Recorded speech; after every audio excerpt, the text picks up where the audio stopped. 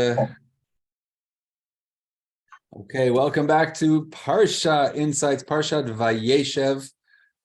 We are in for an adventure today. It's going to be, I think, a little bit of a briefer class than in the past. And I thank Rabbi Fishman for taking over last week's class as we were rushing and racing to prepare for the arrival of our refugee family that we were blessed to sponsor. And now that things have settled to a certain degree, we're refocusing. And I hope next year we'll get back to the class that I prepared for last week, because it really was a last minute call where we said we had to take care of this and unfortunately couldn't be here. And just a little bit of housekeeping as well, that we'll meet next week on the 22nd. Then we'll take a 2-week break. And then we'll be back again. I believe it's January 12th. Correct me if I'm wrong, but I think that's a Thursday. Whatever the second Thursday in January is, we'll be back together. We'll be taking a 2-week break. Not next week we are together, but the following week and the week after. The last week of 2022 and the first week of 2023, we will be on break. So let's jump in. Parshat Vayeishev. We're starting off in a very interesting place in the 7th chapter of the book of Daniel. And Daniel, the prophet, sees a dream and a vision. And we'll read it in the English. The original is not in Hebrew, but rather in Aramaic. But Daniel sees, and we're not going to, I say we're not going to because I don't have the ability to. I don't have the learning ability to get into the depth of this vision. I don't understand it just as much as I imagine that any of us might understand it, but the vision sees the 4 winds of heaven stirring up the great sea, 4 mighty beasts different from each other emerging from the sea. The first was like a lion but had eagle's wings. As I looked on, and then I saw a second different beast, and which was like a bear but raised on one side. After that, there was another one like a leopard, and this beast had 4 heads, and dominion was given to it. Right, fascinating vision. And then after that, there was a 4th beast that was fearsome, dreadful, very powerful, with great iron teeth. Interesting, the 4th beast were given less information about, devoured and crushed and stamped the remains with its feet. It was different from all the other beasts which had gone before it. It had 10 horns. So we have the vision of the 4 beasts. And as the Midrash tells us, this vision of 4 beasts is more than just a vision of beasts. This vision is a vision of the 4 different exiles that the Jewish people have gone through. In Daniel's prophecy, each creature symbolizes an exile the Jewish people were to undergo. The first was Babylon, the second was Media, Persia, the third was Greece, and then finally Edom, commonly identified as Rome. And so just to understand for a moment, the 4 exiles, the first exile is that of Babylon. People were counting the exiles.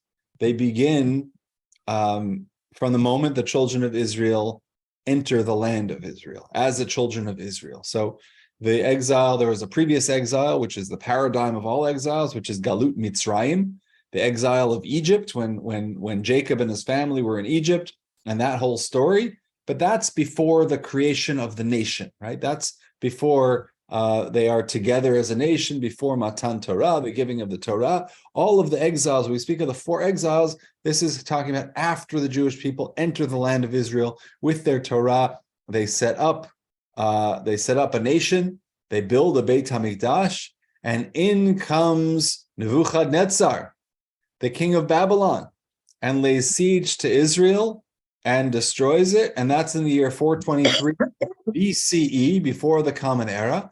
And so the first exile, which is considered the Babylonian exile, the first exile is going to be from 423 until about 372.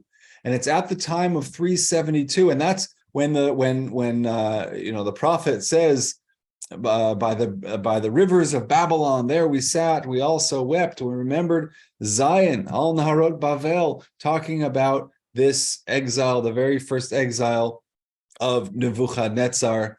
There's still going to be people left in Israel under Tzidkiyahu and the like, and the prophet.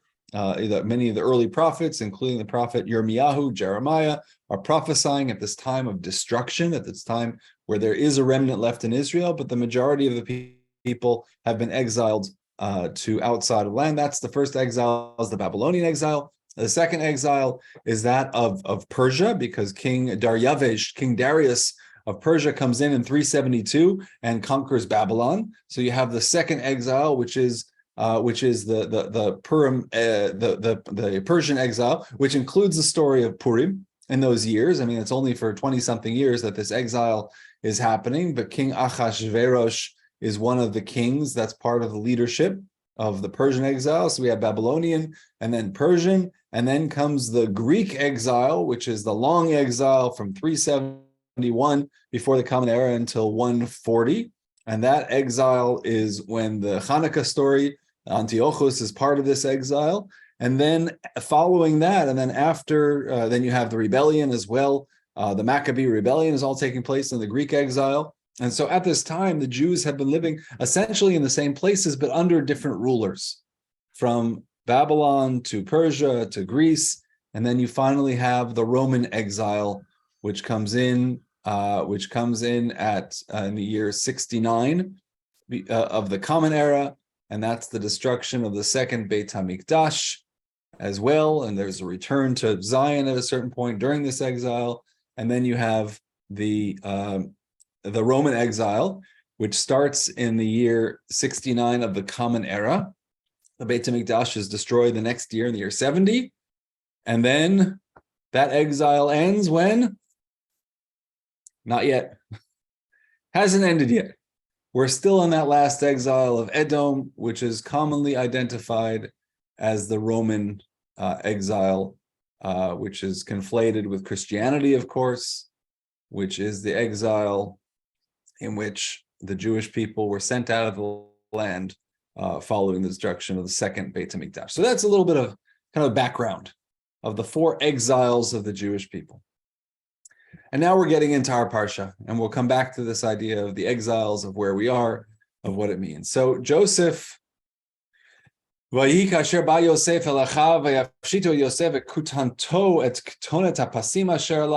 came to the brothers, and they stripped him of his coat at the coat of the pasim. The word pasim are stripes, the striped coat. They translate it here, the ornamented coat, but the word pasim we understand as being a stripe. Vayikacheu vayashlichu oto habora, and they take it from him, and they take him, and they send him into the habor. The Hebrew word bor is going to be important, is a pit. The habor reik ein bo mayim. The pit is empty, there is no water in it. Okay, that's the Torah, telling us the story of Joseph and the brothers. So there are a number of questions that the sages ask, and Rashi notes the question. Rashi will quote the Midrash and will say, there seemingly, and as we've been reading the Torah, we learn how to look at these verses and to look for unnecessary details. And so we see this phrase, Vehabor reik. What does that mean? The pit is empty. What's not in the pit? Water, obviously. Pit is empty. And then it says, Ein bo mayim, there's no water. Isn't that redundant? Didn't I know that there was no water in it because the pit is empty? Obviously, there's no water in it. And by the way, is that a good thing or a bad thing? It's a great thing. There's no water in it. It means Joseph has been thrown into a dry pit. He's not going to drown in the pit. That's great. Rashi says, not so good. Rashi says, because it says the pit is empty, don't I know that there's no water? What is it teaching me when it says that there's no water in it? There's no water. But there are serpents and scorpions in it. This is what qualifies as a very famous Rashi. Rashi says there's no water, but there are serpents and scorpions. Okay, so now Rav Moshe Shapiro is going to take us on a little journey. And on that journey, we're going to try to understand why, we're going to try to understand what the meaning of serpents and scorpions is, okay? But let's do a little bit more digging. I use that in a in the best pun sense possible. We're going to do a little bit more digging into the concept of pits. V'chi yiftach ish bor. This is from the book of Exodus, where it says when somebody opens up a pit or digs a pit and neglects to cover it, and an ox or an ass falls into it, and the Torah continues, which I didn't quote here, but the Torah continues and says that the responsibility is to pay restitution for the damaged property, right? And the animal dies by virtue of falling into the pit, but the person who dug the pit actually gets to keep the animal, gets to keep the carcass, but has to pay restitution of the value of what was lost. And one more verse, or a group of verses, from the blessings that Moshe is giving at the end of the book of Deuteronomy, and to Joseph, and to the tribes. To Joseph, he says, Mivorechet Hashem Artso, but I want to point out there's another connection here, which we're going to draw in a second as part of the blessing to Joseph. He says, Joseph, you're going to be blessed, the land with the bounty of dew from heaven, and of the deep that crouches below, etc., etc. It's going to be great. And then the verse says, like a firstling bull in his majesty, he has horns like the horns of the wild ox. With them he gores the peoples, the ends of the earth, one and all.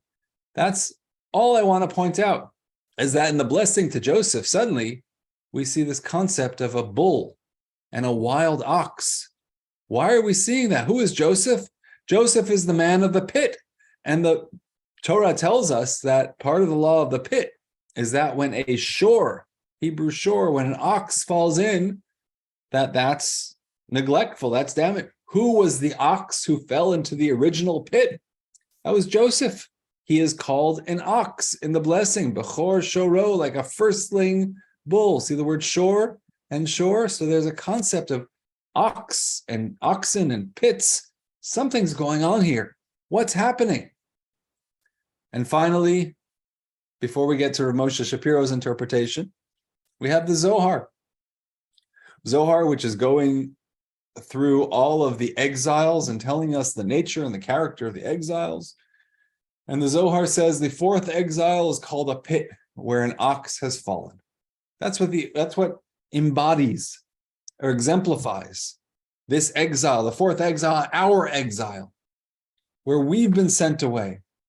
That's what it embodies. That's what it is. It's a pit where an ox has fallen, because that's what it says of Joseph. The first thing of his hurt, as we saw, and in him they cast him into a pit. This is the fourth exile, which is a generation of evil people filled with snakes and scorpions that are scoundrels like snakes and who are scorpions, since they uprooted. And he does a play on words. The Zohar does a play on words. The word scorpion is akravim. And in that we see the word la'akor, which means to uproot. It's the opposite of to plant. If you look at the book of Ecclesiastes, of Kohelet, you see it's a time to plant and a time to uproot. And look at the word that they use. It's from the word la'akor, to uproot. Scorpions and uprooting, they come together. It's a nation that comes, it's a generation. Now, the Zohar says, the generation of this fourth exile is a generation of scorpions and snakes, of those who uproot the words of the sages. Hey, you see our journey a little bit? We're making a connection between Joseph and the pit and the existence of the Jewish people in this final diaspora, in this final exile, as existing in this Joseph-like pit with snakes and scorpions all around us, whatever that symbolizes. Look at what Rav Moshe Shapiro says. He says there are two types of evil forces, one called snakes and the other scorpions. And their distinction lies in their very names. The snakes are the deceivers, like the very first snake who presented the seduction of fleeting pleasure and the enticement of what appears sweet and good for the moment. The Hebrew word for snake, nachash, relates to the Hebrew word chush, or sensation. right? A chush is a sense.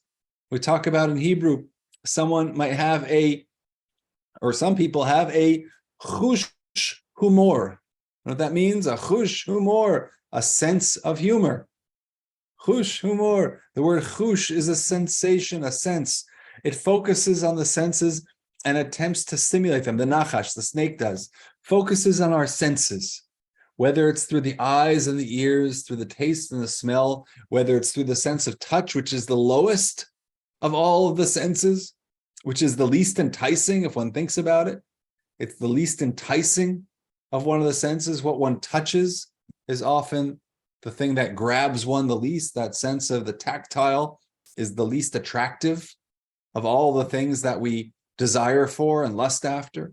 Its mission is to declare, nachush, let us use the senses. That's what he says. Rabbi Shapiro, in the way that only he can, says that the Hebrew word nachash, a snake, says nachush. Let's use our senses to be led astray, to go after the things that we desire. That's what a nachash, that's what a snake does. And the scorpions are the ones who strike at the mind, at the essence.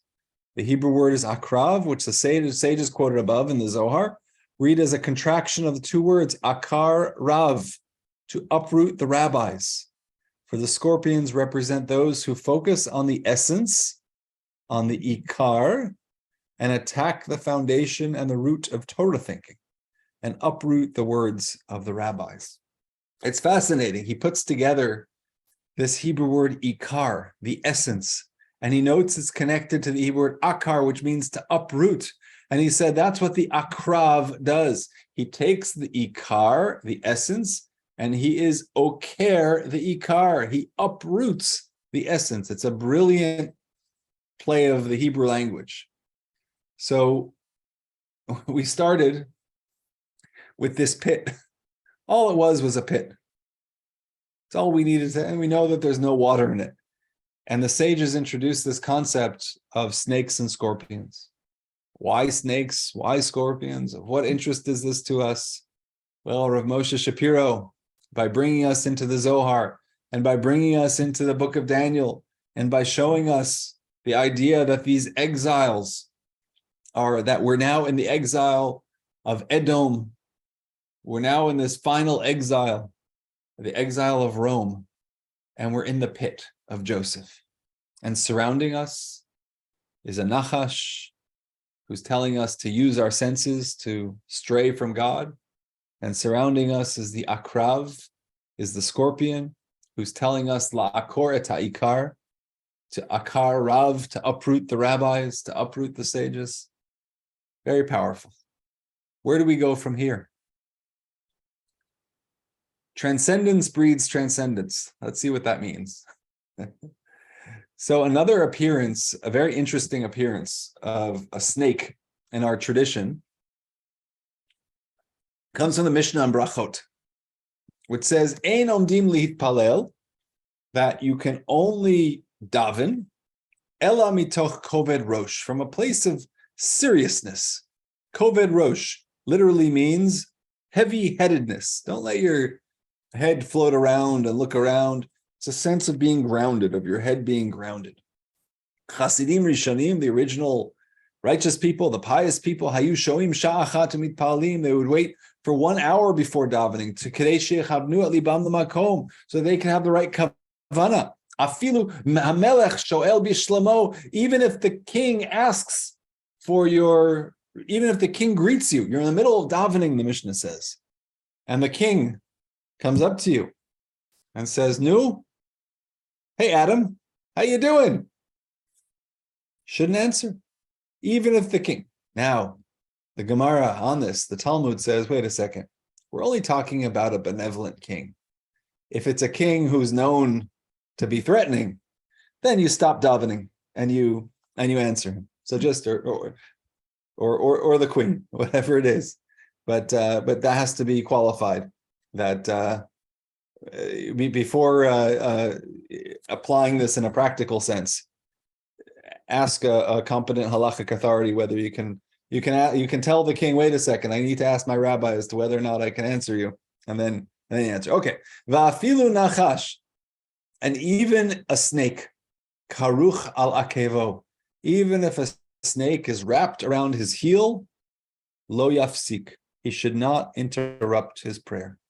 Even a snake wrapped around your heel, don't stop davening. Don't let it distract you. And again, the Gemara qualifies this. It's wrapped around your heel, not around your neck. It's not life-threatening. It's not a poisonous snake. It's just a snake. That's all it is, just a regular old snake. And maybe this happened in ancient society. I think we're much more sensitized to these kinds of things. But even if a snake, even if that would happen, you don't stop, don't interrupt your prayer. The Gemara, the Talmud qualifies this and says, remember the pairing that we made of a snake and a scorpion? It's a snake that's around your heel. Don't stop. Amar Rav Sheshet. Rav Sheshet qualifies this and says, Lo shanu ela nachash. We're talking specifically about a snake. Aval akrav. But if it's a scorpion, posek, then you stop davening. A snake, keep davening. A scorpion, stop davening. Maybe we can make some type of mnemonic so we could remember this easily in case it comes into practical halachic questions. If a snake, keep davening. A scorpion, stop davening. What in the world does this mean? What's the significance? So we turn again to Rav Moshe Shapiro. What is the significance, Rav Moshe? So here, I love this passage. Rav Moshe Shapiro writes, the Vilna Gaon explains that a snake coiled on one's heel during prayer also refers to the thoughts and desires for material, even lewd pleasures that arise in one's hearts while praying. Remember how we interpreted what a snake means? A snake, nachash, nachush, the desire for temptation, the senses. That's what a snake is. He shouldn't cease to pray. It doesn't mean a snake. It doesn't really literally mean a snake. It means the desires. If in the middle of one's davening, the middle of one's praying, suddenly these desires enter one's mind and heart, keep davening. Fortify yourself. Continue davening. If, however, it's a scorpion, referring to the evil inclination, remember the scorpion? The snake was about the heart and the senses. The scorpion was about the mind, was about uprooting the essence. If a scorpion is coiled on his heel, referring to the evil inclination that places doubt and misgivings in one's heart, and his mind fills with heretical thoughts, he must cease to pray. If one is davening and says, God, and thinks, God forbid, wow, I'm lusting after that person or that thing, I'm desiring that thing, what do? You keep davening. But if one's davening and the scorpion comes into one's mind and says, maybe there's no God, God forbid, or maybe there are many gods, or it's not about desire, not about lust, it's about question, what they're calling here heresy. At that point, he must cease to pray. He must attend to the scorpion and remove it, and only then continue to pray. One can stand before the Creator completely exposed, but one cannot stand before him and not stand before him. You can't stand before God and at the same time not stand before God. If you're lusting, no problem. Keep davening. You haven't rejected God. God is still there. You're being tempted. That's okay. Stick with God. But if you're standing before God and not really standing before God, at that point, you stop praying and you figure out how to remove the scorpion. If this were the end, I would say Dayenu. I would say that Rav Moshe Shapiro has brought us from a midrash which told us that there were snakes and scorpions in the pit and told us what snakes and scorpions actually represent. I would say Dayenu. That's a full shiur. That's it. That's all I need to know. I've learned a deep insight into this week's Torah portion. But now Rav Moshe Shapiro is going to bring us a little bit deeper into the pit. in our final step together. And he's going to note the difference. He's going to contrast the difference between the generation of the flood, the generation after the flood, the generation of the rift, the Dor HaFlaga. Remember, this is one of the first things that we studied together with Moshe Shapiro, that everyone on earth had the same language and the same words. They migrated from the east, Vayimtzu Vika, and they found a valley, Be'eretz Shinar Vayishvu Sham. So he's going to contrast the fact that the people in this generation went into the valley. They went down. And contrast that with Avraham. Avraham goes out at the time of the binding of Isaac, Lech Lecha, Eretz HaMoriah, Ve'ha'aleu. What is the word ha'aleu? Elevate him. Le'olah, for an ascent offering, it's called, but to an elevation offering. Al achad heharim, on the mountains. He's going to point out there's a difference, and you'll note this a number of times in the Torah, that look at the topography, that the topography for some is quite low, and for others is higher.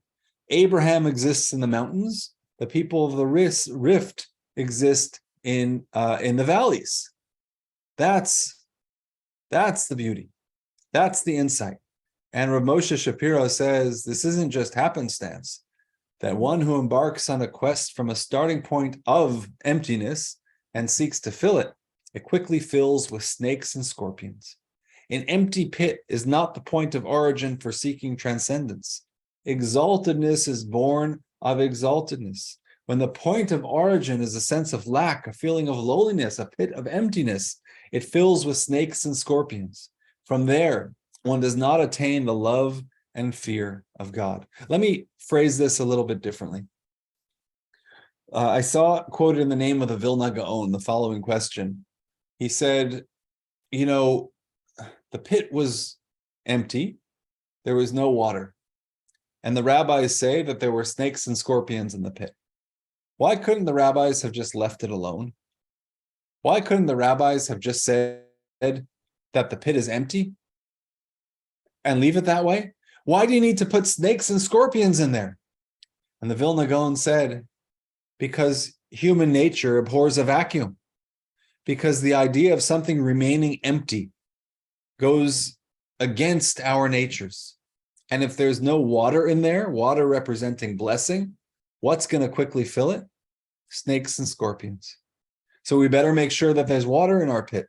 We better make sure that we're filling it from a point of blessing.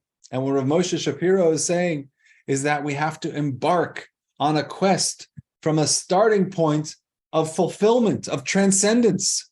Our jump-off point can't be emptiness. If we're starting from the pit is empty, then you know what's going to happen? Snakes and scorpions are going to fill it. We're going to find ourselves in the valley, in the depths. But if you start where Abraham, which is I am going up, I am going higher, that's my ambition, that's my goal, well, then you find yourself having achieved and fulfilled that goal.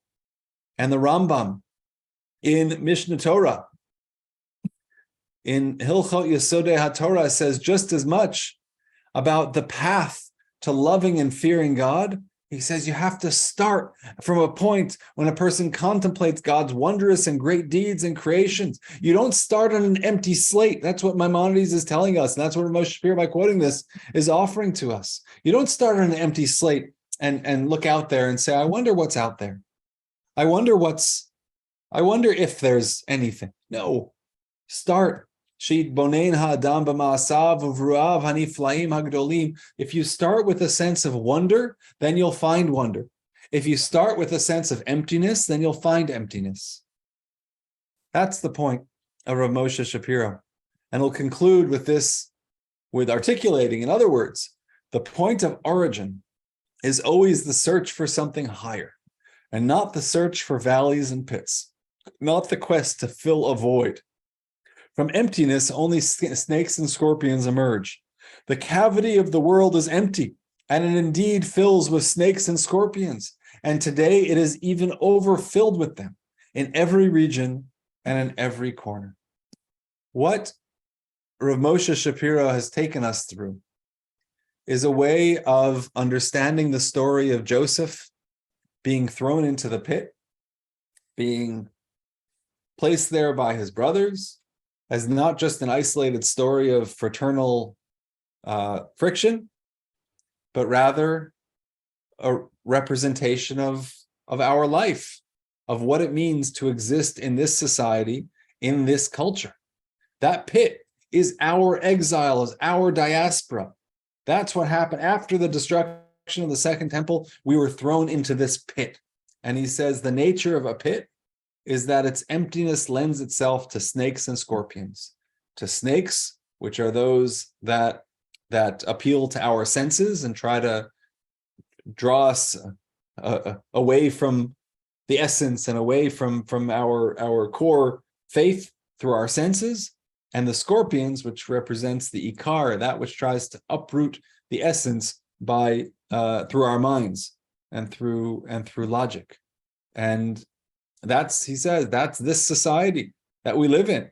And the challenge is, once in this pit, how do you get out of it? How do you find yourself suddenly again in the mountains?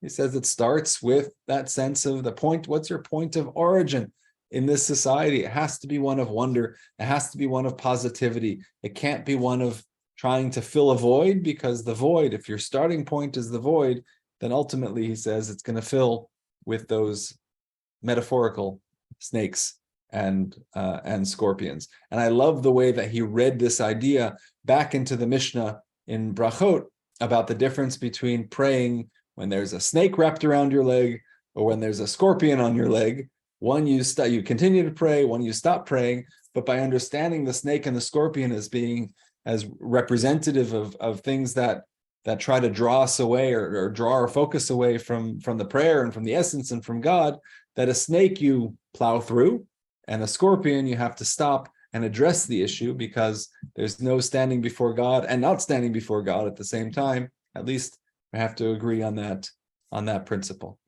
So that was the teaching I wanted to share this week of Rav Moshe Shapiro. Any questions or comments? Anything? And to think that we learned that Joseph was just thrown into the pit, and we took it literally, and that's all we thought about it. Wow. I am with you, book. Stephen. I am 100% with you. I find his teachings wondrous in that sense, and that I knew there was a pit. And by the way, I knew also that there were snakes and scorpions in the pit, but I had no idea. I'd never gone deeper than that, and trying to understand the connection between that and the linguistic ideas of what's behind snakes and scorpions and what they represent in other places in halakha. It's really a wonderful journey that I appreciate these teachings a great deal. Thank you. Esther. You're muted. You're muted. Better? Yeah. Yes. Okay. I think he's telling us that we have to be optimistic about our outlooks, that we have to, whatever we're faced with, we have to make lemonade out of it rather than, bitterness, because the snakes, although they're not favorable, I mean, you don't really like to be in a pit full of snakes. They present a different kind of danger than a scorpion with one little prick, even though the snakes, depending on what kind of snakes those are, because some of them are not all poisonous, some are, but a scorpion can kill you right away. And it's like one danger is a little or much more than the other danger.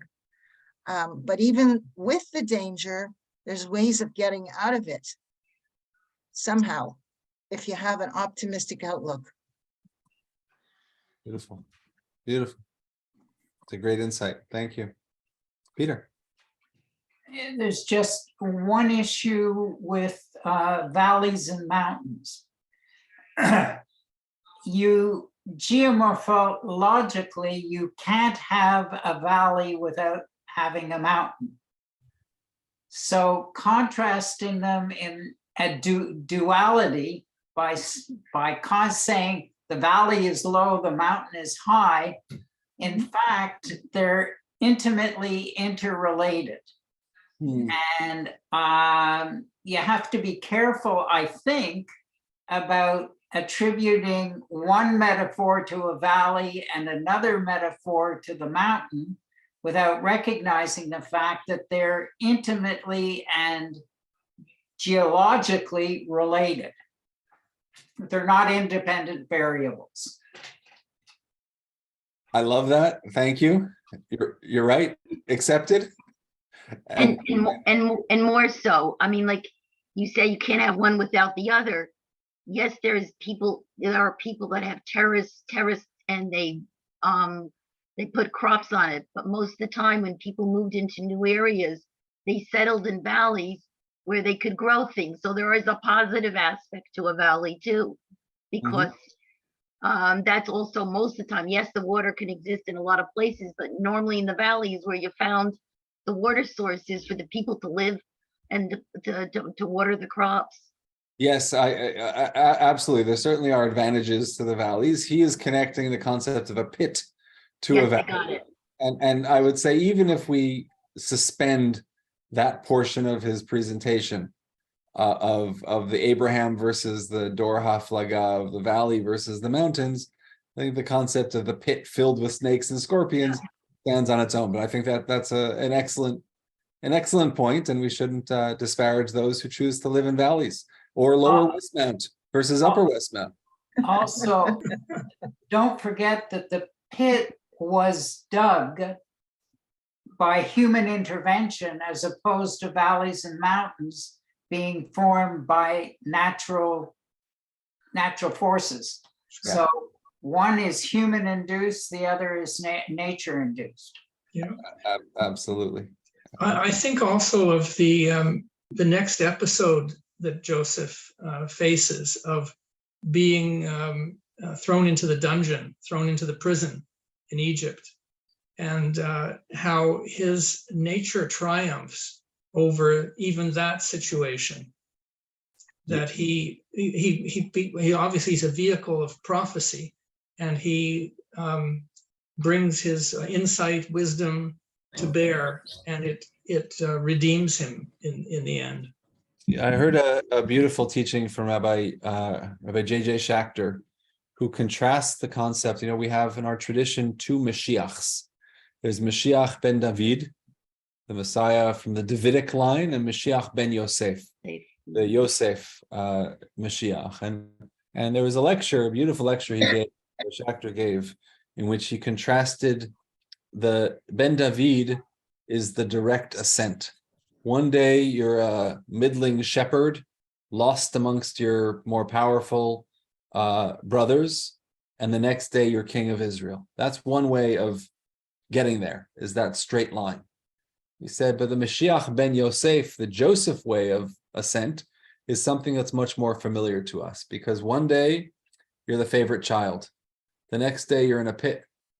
The next day you're saved and brought out of the pit. The next day you're back down in the jail. The next day you're taken out of jail. And then the next day you're in Potiphar's house. And then the next day you're king of Egypt, and so on. So it's up and down and valleys and peaks and valleys and peaks and valleys and peaks. At the end of the day, you end up at the same place that the Davidic Mashiach ended, but your path was much less linear, was much less straight on the ascent. It was a lot of ups and downs. And that's something that's much more familiar to us in life, and how we get from point A to point B. And it's a great message for not being discouraged when we're in one of those pits. But you're right, Jeffrey, to connect this pit experience of Joseph to other times in which he's in the pits and has to find his way out. Absolutely. That's life. Yeah, Michael. Yeah, I just had two factual questions for you. Yeah. First of all, why did you not cite 586 as the beginning of the first exile? And on the other end of the spectrum, you said the fourth exile was going on, and I'm assuming that's because everyone isn't in the land of Israel, even though there is a state of Israel. Yeah, correct. I think that last point is I think might be somewhat debatable in within the context of modern Zionism. As for your first point, typically, and I don't know why this is, but typically the first exile is from the siege on Jerusalem, which was in the year 3338, I believe, which is 420. What do we say? 423. So the Beit HaMikdash was built and much earlier, but I think that they counted from the siege. But I don't know, and it might be worthwhile to look up. I'm I'm much less of a historian and more interested in the Talmudic aspects of it. But you're right to question that. I don't know exactly. Okay, we'll close with that. Thank you all for your thoughtful comments and questions and presence. And David are saying hello or a question or goodbye. Okay, none of the above. It's a goodbye. Where are the services on Saturday? Services will be in the chapel on Saturday, and we'll be there until we have a bar mitzvah in January. We have Shabbat Shira in February, but with a few exceptions, we are in the chapel until through February. And okay, so we'll see everyone, please God, next week, which will be our last of the secular year. And until then, wishing everyone a Shabbat Shalom. And also happy Hanukkah when it comes. And happy Hanukkah. Yes. Absolutely. Shabbat Shalom. Any news on the Eruv? No, not yet. Okay. I have not seen any updates, but I will find out. Shabbat Shalom. Shabbat shalom. Shabbat shalom. Shalom.